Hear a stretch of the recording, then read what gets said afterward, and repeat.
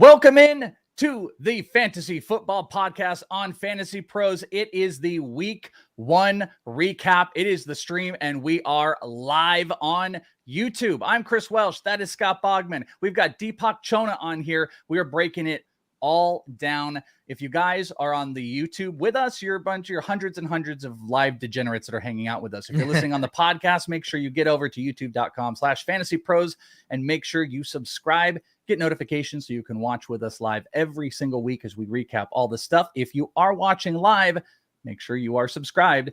And if you make some comments, you've got opportunities to win awesome things like a giveaway. We are actually giving away an AJ Brown jersey right now, courtesy of Betting Pros, with my beautiful white hat right here. The winner is Lazy Laz. You can get in touch with customer support agents over at mailbag@fantasypros.com with your mailing address and proof of your subscription to Fantasy Pros YouTube channel. We're going to get that jersey shipped out to you. Again, the winner is Lazy Laz. Congratulations, and you could be next. Comments on here, subscribe on the YouTube, and you're set. Gentlemen, what a glorious Week 1 of football. It had all of the chaos, the beauty, the scoring, everything we didn't expect and everything we did expect. Bogman, I love you. I'm sorry. Yeah. He's a Steeler fan. I'm a 49er fan, so I'm doing a little bit better. Are you okay is the question? I'll survive. It was a beating by the Niners, but it was a beating from the jump. So I got to settle in. It wasn't a heartbreak. And not so much fun for Week 1, but we move on to Week 2, like Mike Tomlin likes to say. Yeah, move it right on. So we're going to be getting into everything. We're going to be breaking down all of the games. We are going to go through some of the big top headlines. We've got everything for you, and we have got the big injury news because we had a massive injury that went down. Deepak Chona is the man. Sport MD Analysis on Twitter. Make sure you follow him there. You can get all the latest, and sportsmedsanalysis.com is where you can get everything.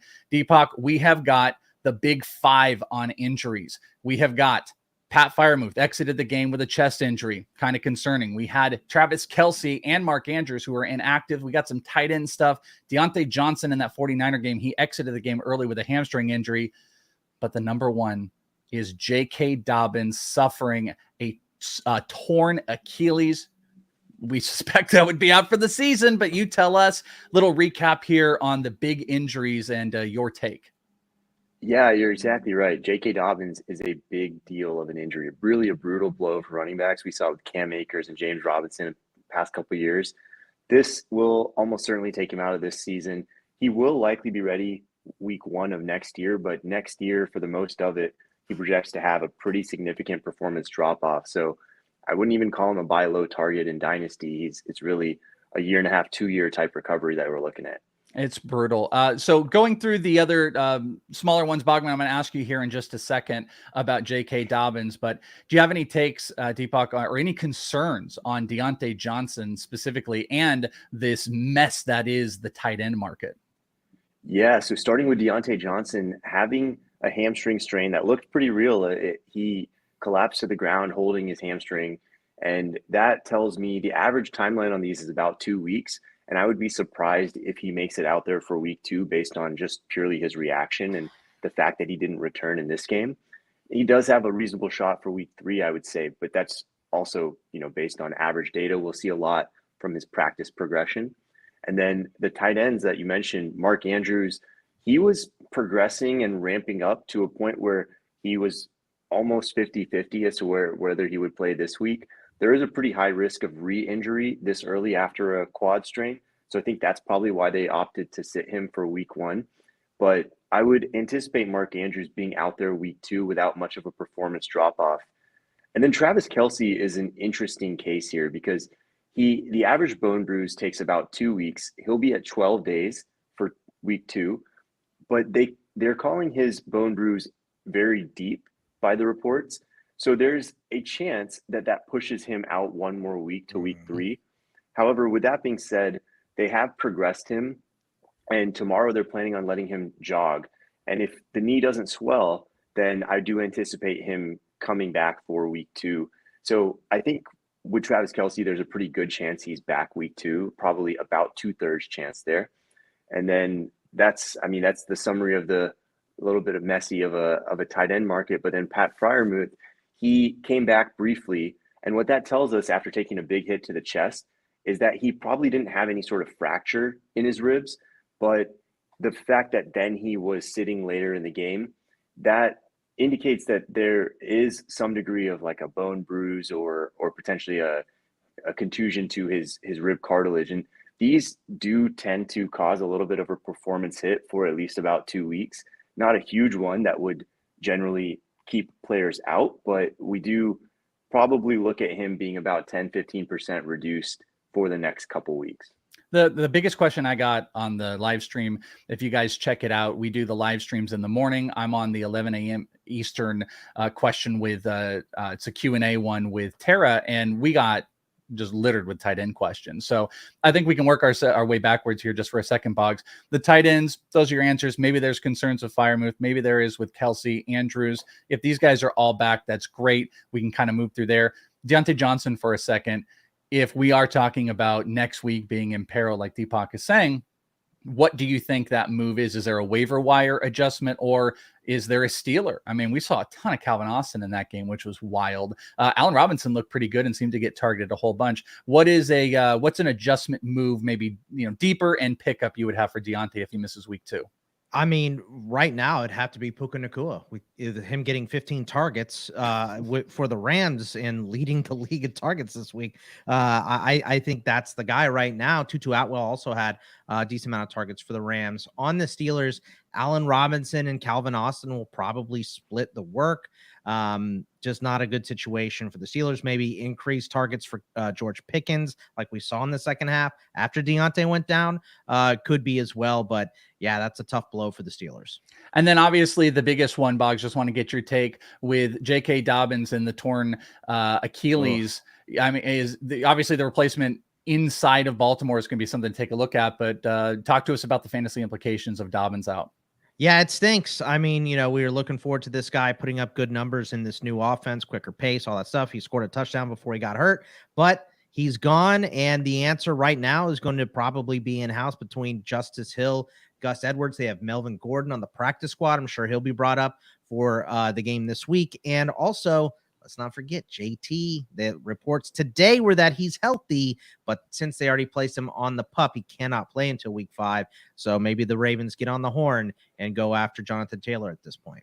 Yeah, and you could also look at Kareem Hunt, Leonard Fournette. They could all be potential options here. But if you do have Edwards and Hill and they just bring up Melvin Gordon, it wouldn't be the most ridiculous thing to think the Ravens would just go at it from a small capacity. There were 2 other injuries to add that were kind of in the later thing that didn't make our awesome graphics. Jacoby Myers took a nasty hit, Deepak, that had everybody kind of, on their knees. So talk to us about your concerns with Jacoby Myers after that hit. Yeah, you're right. He took a helmet-to-helmet hit. He stayed down for a little while. Hard to say if he had like a true fencing posture that we famously remember from Tua last year. But regardless, that there's a lot of concern for concussion there. And if he does end up in the concussion protocol, that takes a little more than a week on average to come back from. So in that case, you would probably look at him missing week 2 and coming back week 3. And Boggs, you already talked about like long-term, replacements when we were talking about the other side on receivers in general. You're looking at Puka would be a big replacement. Are there any other receivers you would look at, or is Hunter Renfrow maybe going to be in line for a few more targets if Jacoby Myers is out in Las Vegas? Yeah, you'd think it'd be Hunter Renfrow as next man up in Vegas. Is probably a good one. And yeah, I mean, Puka and there will be other wide receivers on there'll be other wide receivers to pick up, but Puka is the guy right now that you want. Going to be like the number 1 waiver guy. Finally, this one came out at the back end of the games and screwed me out of a parlay where I had just needed 3 receptions for Aaron Jones. He was going, why didn't I go yards? It was ridiculous. Yep. But Aaron Jones got taken out of the game. So Deepak, I believe it was a hamstring. What concern are you going to have after, went out for a huge game? I expect Aaron Jones to be huge in this offense. Bogman and I were very big on him in draft season, but is this going to be anything that lingers into week 2? Yeah, it's interesting because they were in control of the game at the point where he got injured. So it's hard to say for sure if they were in a dire situation, if he would have gone back. You saw him on the sideline, and the fact that he stayed on the sideline, still getting stretched out and worked out, suggests to me it's on the milder end of the spectrum. But the key, as we know from the famous Cooper Kupp issue, is the re-injury risk goes way up with this. And running back is already an injury-prone position, if you will. So that combination now, I do have some concerns for Aaron Jones in the season-long formats, but I do lean towards him being available week 2, but we would just have to see how practice progression goes from here. Boggs, if Aaron Jones was out, A.J. Dillon is RB what? I mean, probably a low-end RB2. He did not look good today. Patrick Taylor actually came in at the end of the game. Of course, he's playing against a gas defense and all that stuff. He looked better. So I don't know. A.J. Dillon just did not show up today. So hoping he's going to look better, but didn't look good today, but he should get a big workload if Aaron Jones misses. Saying we're not going to all fall for that. A.J. Dillon, high end. I mean, that's the recipe for like RB12 in a ranks for week 2, as if another guy is out there. Deepak Chona, Sport MD Analysis on Twitter. Sport Med Analysis is the website people should check out, correct? Sportsmedanalytics.com. Sportsmed Analytics. Apologies. I should have written that down. Stupid. No, all good, man. What should they be on the lookout for over at the website? So we keep our injury analysis pretty up to date every day on there, and you can search previous posts if you can't find. Twitter's hard to navigate for previous injury stuff that you're looking for, and then if you can't find it on either of those, just hit us up. You know how to find us. All right. And gentlemen, I wanted to share this as well. All of those injuries, and we can bemoan some of it, but I think we could all feel for this guy right here. This is someone's lineup Oh today, my God. that had Olave, who missed time, Pat Freiermuth, J.K. Dobbins is in there. And if you look down on the bench, Deontay Johnson. This is a real-life roster that was shared. The sources, Keno Cantua on the Twitter X. So brutal. We're hurting, but we're not hurting as bad as he is. Deepak, thank you so much for hanging out with us, and we will see you next week for more injury stuff. Everyone, we'll take a quick break, and we're going to break down all of these games. Thank you, Deepak. Want to dominate your fantasy football leagues? Well, then you need My Playbook, available only from FantasyPros. Struggling with the waiver wire? My Playbook lets you see who the top available players are week to week.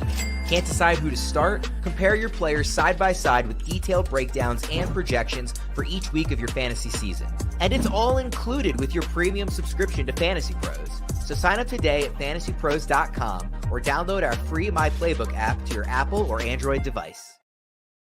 Thank you, Ryan Wormley. Thank you so much for that awesome playbook. I highly suggest you go and check out My Playbook. The top headlines of the day, Bogman: quarterback, running back, wide receiver, tight end. Who is going to make the Miller Lite? Here's to what's next. Well, we'll find out. But Bogman, you give us the headline and you give us the blurb, and then we are going to bring you the Miller Lite. Here's to what's next. Game of the pick of the day. I mean, the first one has to be Dobbins. Down goes Dobbins. I mean, unfortunately, an injury for the rest of the season and a backfield that is in flux at best right now. We had a commenter say maybe Kareem Hunt. That could be a possibility. Leonard Fournette still a free agent. There's some good free agents out there outside of just trying to go get JT. But also, let's not forget Melvin Gordon coming up off the practice squad. It's going to be gross. That's what it's going to be. I mean, Kareem Hunt would make some sense if you want to think about maybe like a change of pace back to what they've already got. I mean, Gus Edwards can absolutely be a pounding back. Kareem Hunt can kind of open up that receiving side. Not that like J.K. Dobbins was that, but it gives you a different feel. That's why he would make sense. If anything, maybe Leonard Fournette would be more J.K. Dobbins than anybody else. But the most likely situation, as you mentioned, is probably Melvin Gordon just coming up and then us crossing our fingers that they trade for Jonathan Taylor. Yeah, I gotta do something. I don't think the leading. It's possible the leading back is not on the roster right now for the Ravens. So the second one here, Tyreek torches. He torched the Chargers, whose defense was supposed to be so much better. 15 targets, 11 catches, 215 yards, and 2 touchdowns. Might be the best wide receiver in the league right now. Got open on every play. I mean, Tua wasn't, he had a ton of yards, but he wasn't, I wouldn't call him sharp today. He threw into traffic a bunch, but it didn't matter. Tyreek bailed him out. He looks so amazing. And also top tight ends were toast in week 1. We had Kelsey and Andrews sit. Hawkinson caught a lot of balls, but if you're not in a PPR league, it didn't help you out a lot. And the top performers at tight end were more alliteration here. How about Hunter Henry and Hayden Hurst the Welsh. Donald Parham scored a touchdown. Evan Ingram was in there. But if you spent on a top tier tight end, you were not enjoying week 1. Gross. All right. Well, the Miller Lite here's to what's next headline of the day is Burrow busted. Joe Burrow did not look good at all. He looked like a guy that missed all of preseason and a lot of practice, and he was just out of sync. He was out of rhythm. He was terrible. Didn't even have 100 yards passing. It affected the whole offense, and obviously Cleveland was getting them in predictable downs and knew exactly what to do and rolled right over them. I'm not going to worry about Burrow moving forward. I think he's going to be incrementally better. Remember, didn't practice a lot last preseason, had 4 picks against Pittsburgh in week 1 last year, and then went on to have a pretty solid season. So we're fine with Joe Burrow. I'm not hitting the panic button unless he stacks a couple of these bad performances together, and I don't see that happening right now. Bogman became Tim Robinson. He said, I'm not worried about it. I'm not worried about any of it. I'm not worried about any of this when it comes to Joe Burrow. With a Miller Lite in your hand, fall doesn't just taste great. It tastes like Miller time. To get Miller Lite delivered right to your door, visit MillerLite.com/FantasyPros. That's MillerLite.com/FantasyPros. Or you can find it pretty much anywhere that sells beer. Celebrate responsibly. Miller Brewing Company, Milwaukee, Wisconsin. 96 calories and 3.2 carbs per 12 ounces. Could use some low calories myself, especially after this week 1. My friends, let's break down the games. We're starting with the Sunday early slate here. Carolina ended up dropping it to Atlanta. Atlanta wins 24-10. Bogman, what happened to Drake London? Only 18 passes in this game. This is exactly what Arthur Blank wants, or Arthur Smith, wants from his offense. He wants a lot of running and no passing at all, especially with the first-year starter in Desmond Ridder. It worked out that way. That Drake London got the donut. I don't think that this is going to be the usual MO for Drake London. So while I'm not hitting the panic button yet, I wasn't very high on Drake London coming in because of the way this offense wants to work. Where do you think you can slot him in week 2? Coming up in week 2, Green Bay is at Atlanta. And by the way, New Orleans is going to be at Carolina for Monday Night Football if you guys are looking to next week here. But, I heard a lot of people that were deep on Drake London for week 1, and it was absolutely nothing. It was the Bijan and Tyler Algier show, and Desmond Ridder looked like Desmond Mitter, as you've always called him. It looked bad. So can you even put him as a wide receiver 2 going into week 2? Yeah, I mean, this was just a perfect game for the way Atlanta wants to run offense. It's not going to be like that every week. They got the 2 picks off of Bryce Young. The defense looked better, but it's still a rookie starter they went up against. I think Green Bay will put more points on the offense, put a little more pressure on that Atlanta offense and make them pass. And Drake London will be heavily involved. And also, after he gets nothing, they'll probably design a couple plays up for him as well this week. Yeah, I would say of note also that Bijan was actually out-touched by Tyler Algier. This is actually something that I was saying this week, Boggs, if you remember, that Tyler Algier might surprise people. It was 18-16, but not really necessarily concerning because you saw how both of these guys are. He's the closer. Yeah, he is the closer. And it is a very good version of A.J. Dillon and Aaron Jones type of thing that's going out there. And on the Carolina side, Miles Sanders was a workhorse, 22 touches compared to Hubbard's 11. And there was a lot of talk pregame about, 15 touches for Miles Sanders. They tried to do it early on. It just didn't really end up working out. Cleveland beat up Cincy, as we talked about, 24-3. I know the biggest fantasy takeaway was Joe Burrow looking like garbage, but what else? Is there another fantasy takeaway outside of the Burrow side of this? I mean, Watson still looked just okay passing, 16-29, but he added rushing, 5 for 45 and a touchdown. So that was nice to see. I just want to reiterate, I'm not panicking on Chase. I'm not panicking on Higgins or Burrow yet. Joe Mixon looked pretty good. This offense will come around, but they did have a bad offensive line injury as well. So unless this stacks, which I don't anticipate it to, I'm not worried about it. Jacksonville, they beat Indy 31-21. That was one of my games of the week. Got a little bit worried about it. And it's funny, Bugs, it didn't quite play out exactly how I presented it, but I did present in a lot of different places that Anthony Richardson would be a QB1, but I thought it would be more garbage time. Little did we know that Anthony Richardson actually made this a game. Jacksonville wins 31-21. They cover the spread. Fantasy takeaway, there's actually a lot of stuff in this, but who are you going to highlight? I mean, Calvin Ridley, he looked amazing. 11 targets, 8 catches, 101 yards, and a touchdown. He was outstanding in this game, and I thought maybe there's going to be a little rust. No, Christian Kirk looked bad. Zay Jones outsnapped him. What happened to Christian Kirk in this one? I think Christian Kirk, I'm just throwing this out here. I think Christian Kirk is going to be on the top 3 list of panic cuts this week. I'm not saying it should be, but I'm saying of the things that people are going to panic about, I feel like Christian Kirk is going to be at the top of that list. Do you think people should or be willing to cut him in like 10 or 12? I think I'd bench him first before I cut him. I think the talent's too good there, but Zay Jones outsnapped him, looked better, had more catches, caught the touchdown. Like, I don't know, man. It's not looking good for Christian Kirk, and it looks real good for Calvin Ridley right now.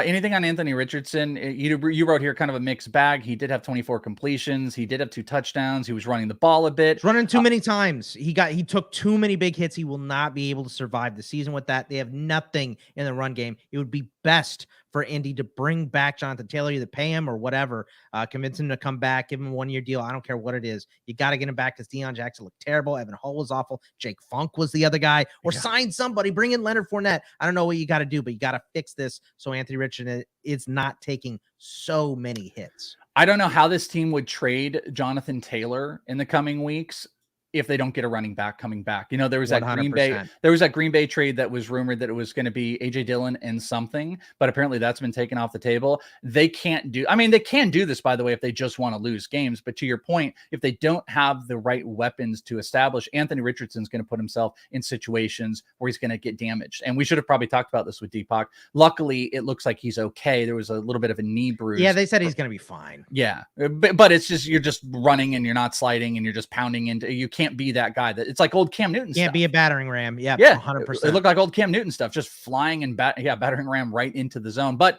he might be able. Okay, so let me ask you this: you've got Indy at Houston, and then Kansas City's at Jacksonville for the matchups. Is Anthony Richardson a QB1 in week 2 going to Houston after this performance? I think he's going to be right in that borderline for sure, seeing how much he ran and how bad the running backs were. He's definitely going to have to be utilized as a weapon if they want to win this game, because Houston didn't look as bad as we thought. They didn't look good. They didn't look as bad as we thought. Tampa Bay beat Minnesota 20-17. Baker Mayfield, what are we doing? Fantasy takeaway from this game. In this game, I think it's got to be JJ is still the man. 12 targets, 9 catches, 150 yards. One of those early picks that absolutely did not disappoint you here was Justin Jefferson. But also, I talked about Baker Mayfield throwing the ball, Tampa Bay throwing the ball a lot, and they threw a lot. They had to. They were down. But another concern that I have in this game, will Madison run enough to be a consistent RB2? Only 11 carries in this game for 34 yards. Bucks are a tough run defense. He had 4 targets. He caught a touchdown that saved his day. But I'm a little worried about Madison, seeing how much the Vikings were passing in week 1. Who would you rather have rest of season, Madison or Rachaad White? Ooh, I'm still Team Madison on that one. Get out of here. I know you like Rachaad White. It's nonsense. You even wrote here like, well, Rachaad White, workhorse, Madison. There's big questions. They were like right near each other in ranks. I'm not about that. Rachaad White. Run a poll. Producer, run a poll, please. Okay. Sean Tucker over all of them. Week 2, Minnesota is at Philly, so that's not going to get any better. That's Thursday night football. That's going to be rough. And Chicago is going to Tampa Bay. So, I think there might be, if you got a second, you're going to have a bad week against Philly. You might get some nasty Madison chatter starting to roam the streets of people not feeling comfortable ranking him. Who are you going to rank higher in week 2, Rachaad White or Madison? I would definitely rank Rachaad White higher in week 2 for sure. All right. Thank you. Next up, New Orleans, they beat Tennessee 16-15. Fantasy impact, fantasy takeaway from the New Orleans game. Derek Carr with the deep shots. I like 305 yards on 23 completions was outstanding. Olave with the minor injury, but Michael Thomas got involved. 8 targets, 5 catches, 61. Rashid Shaheed had a big game as well. 5 catches for 89 and a touchdown. He did lose a fumble, but this offense got very, very vertical with Derek Carr at the helm, and I like what I saw. Yeah, and I just want to point out, just going back here, Shadow Wolf in the chat saying Rachaad White. So thank you for my Rachaad White crew. Not to take it away from this game. The deep ball looked good. Michael Thomas was getting back into it. Olave was stretching the field. Any takeaways on DeAndre Hopkins? I feel like we got a gajillion questions in the morning stream about DeAndre Hopkins. How are you walking out of week 1 with him? Loving it. 13 targets for him. I don't like Ryan Tannehill. He looked rough. 18 for 34, 3 picks. Malik Willis is the QB2, maybe sooner rather than later. No, thank you. Chargers are at Tennessee week 2. New Orleans at Carolina. That is a tasty matchup right there. Not good for my boy Miles Sanders. Everyone take a deep breath here. 49ers at Pittsburgh. My San Francisco 49ers won 30 to Bogman's Pittsburgh Steelers of 7. Not gonna bring up any crazy stuff or, linger on about the whole thing. But Bogman, I am dying to know what fantasy takeaways from this dominant San Francisco 49ers performance do you have? Well, I think the biggest thing is obviously the Deontay injury. But outside of that, I mean, how about Elijah Mitchell and CMC? 25 touches for 169 yards and a touchdown for CMC. 5 carries, no catches for Eli Mitchell. I should have rested him in the second half. I even texted you about it. I was surprised by what was happening there. But remember all that? They're like, Christian McCaffrey's going to have 15 touches a game, everybody. And everyone's like, oh, so this is your RB1? Let me ask you this, though. Real question about outside of being annoying.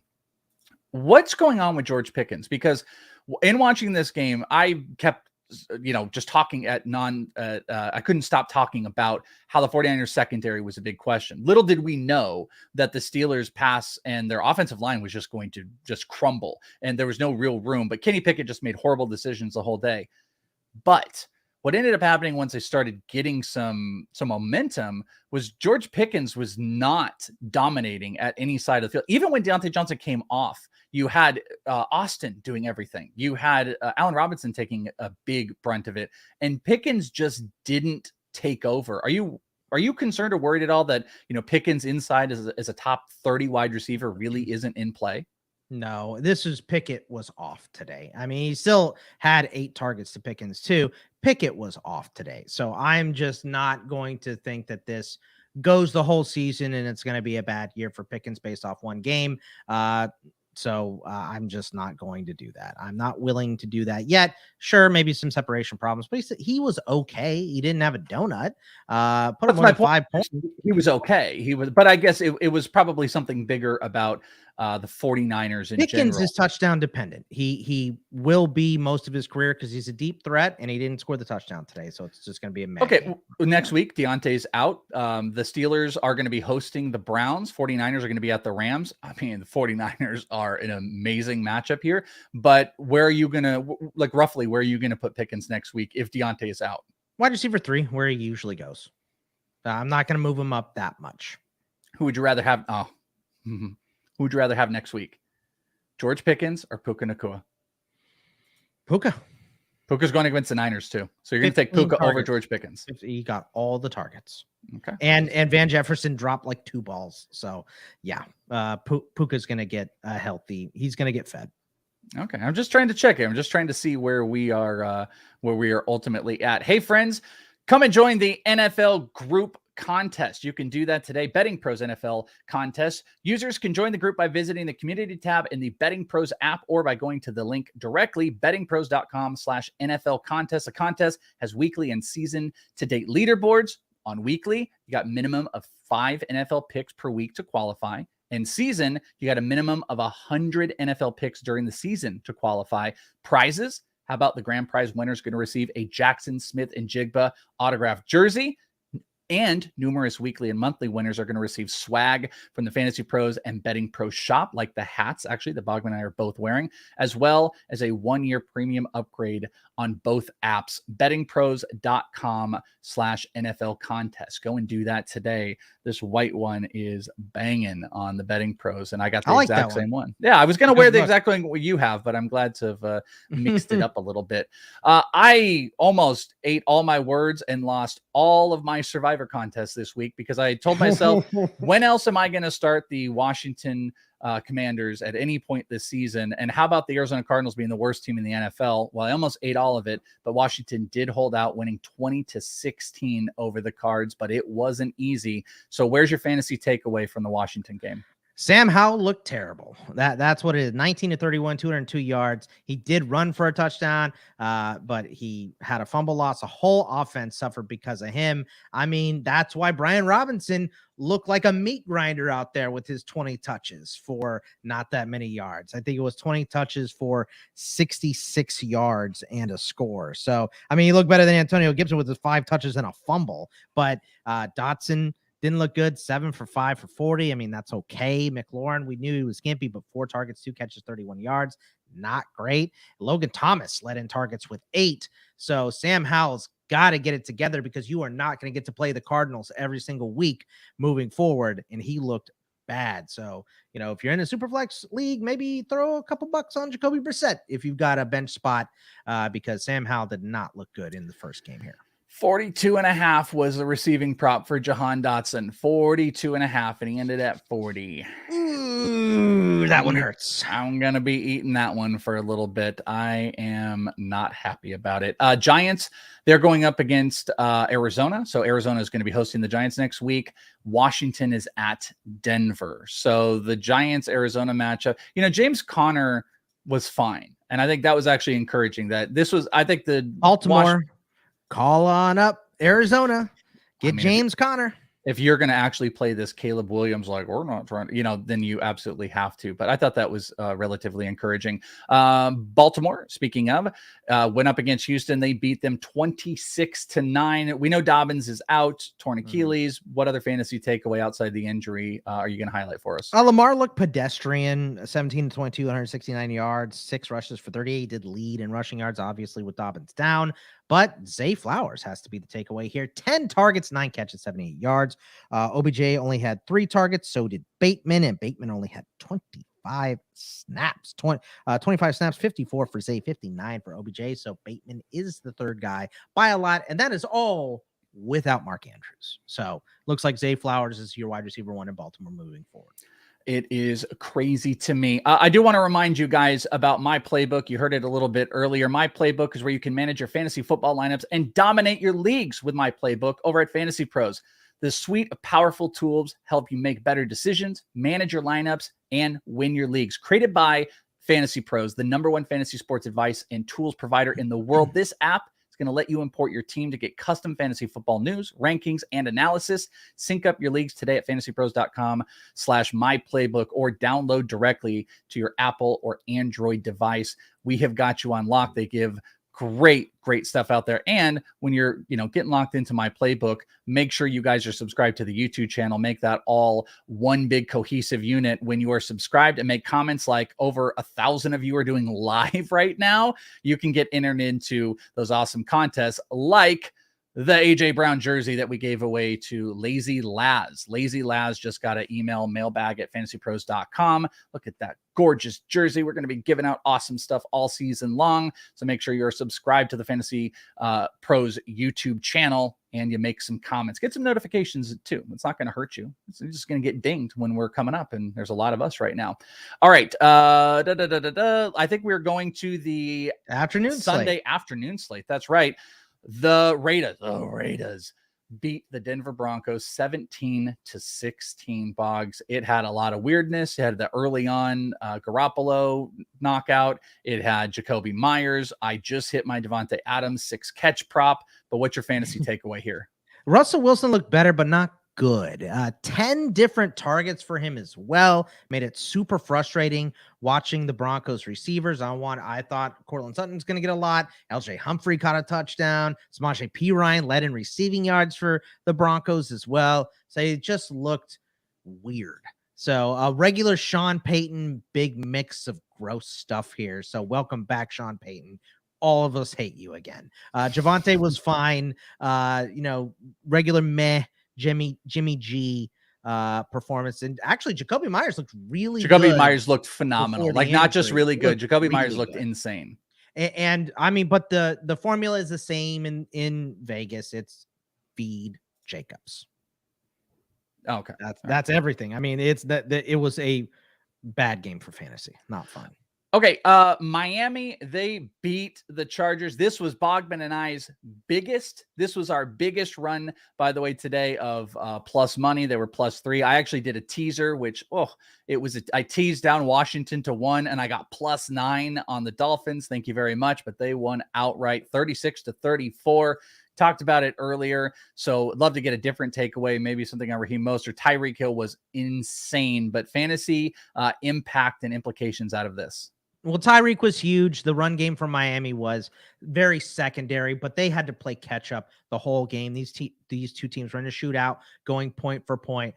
But what I took away was, we were worried about Eckler, but Eckler doesn't need a million touches like he was getting to be productive. We saw that today. And Joshua Kelly had a pretty big workload right here. Might be a decent pickup. Probably going to be a pretty big ad in the waivers to start the week here. Lots of touches for Joshua Kelly.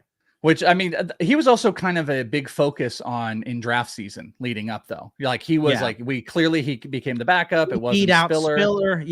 Wasn't very close. But I mean, I think he had just as many touches as Eckler did. So. Do you think that Kelly will be the number two to, I got to imagine like Gus Edwards is going to be the top guy, like Hill and Edwards, some combination of that? Or do you think Kelly is going to be able to supplant that? No, I think Kelly he's a backup, but it was 20-16, but they were trying to grind out the clock at the end. They didn't want to give the ball back to Miami, so they were running Kelly. It didn't work. Miami ended up winning on some big plays there, but the formula looked pretty good. What secondary back would you rather have rest of season, AJ Dillon or Joshua Kelly? Right now, I'd rather have Joshua Kelly. Okay, that's kind of where I thought we were leading to. I thought I can get a nice, good instant reaction. I was going to say that. Yeah, I also didn't think you were going to say that. All right, the Rams beat the Seahawks. Didn't see that one coming. 30-13. Oh my!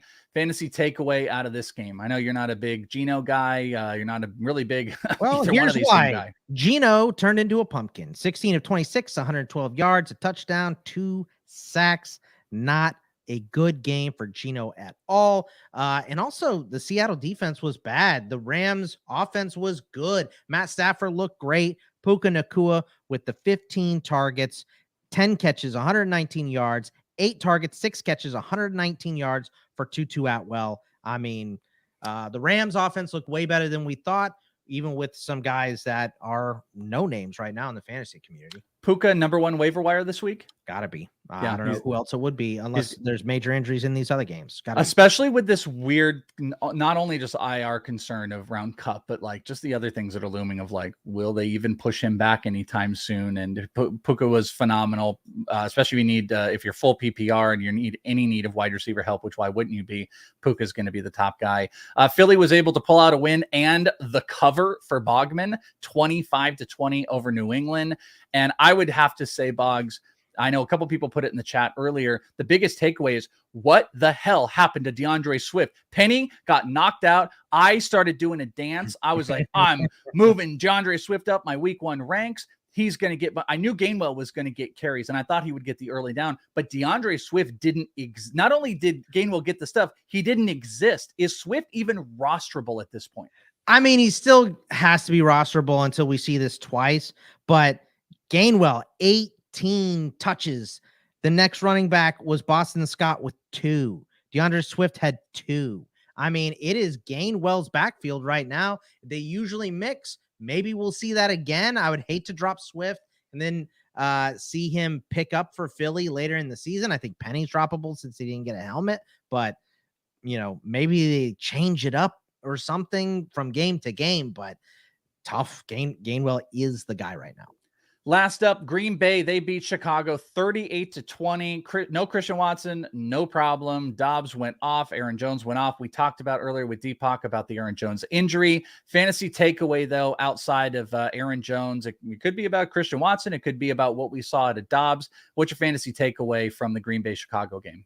How about Jordan Love looking pretty good? 3 touchdowns for him, 15-27, 245 and 3. That would probably be it. Justin Fields started rough last year. Again, he did have 59 yards, which helps you a lot on the ground, but just looking shaky to start. Nothing really in the backfield, even though Roshan scored. It was in garbage time late. Khalil still looks like the guy there. I would argue a little bit there that, like, yes, they didn't run a whole lot, but between the 17 touches and 17 carries, Khalil only had half of them. He had 9 compared to Roshan and Deontay Foreman. So yeah, it was a weirder situation, but Khalil didn't look like he was the go guy, which I think might affect the fantasy perception. He's leaving the door open. He's definitely leaving the door open. Yeah, that's a good way to put it. He is leaving the door open. Well, ladies and gentlemen, it tastes like Miller Lite this beautiful, beautiful week 1 Sunday. We told you earlier, our Miller Lite here's to what's next was Burrow. Will he get back? Burrow's busted. I think he will. But just want to remind you guys, with Miller Lite in your hand, you are locked in. To get Miller Lite delivered right to your door, visit MillerLite.com/fantasypros. Do it today, MillerLite.com/fantasypros, or you can get it, everywhere that it is. My Playbook, go and download that today. Get locked in. Make sure you're subscribed here on the Fantasy Pros YouTube channel. If you guys are listening on the podcast, go and do that. Hang out with us live. You can see Bogman's face when I brought up the Steelers and 49ers. That's never the best way to do it.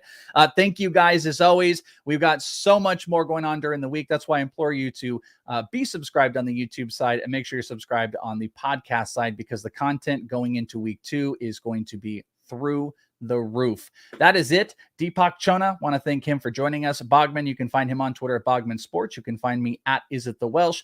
And thank you to everybody that's hanging out with us. Get locked in for week 2 right here with the Fantasy Pros Football Podcast. Until next time, we will see you next week. Goodbye, friends. See ya.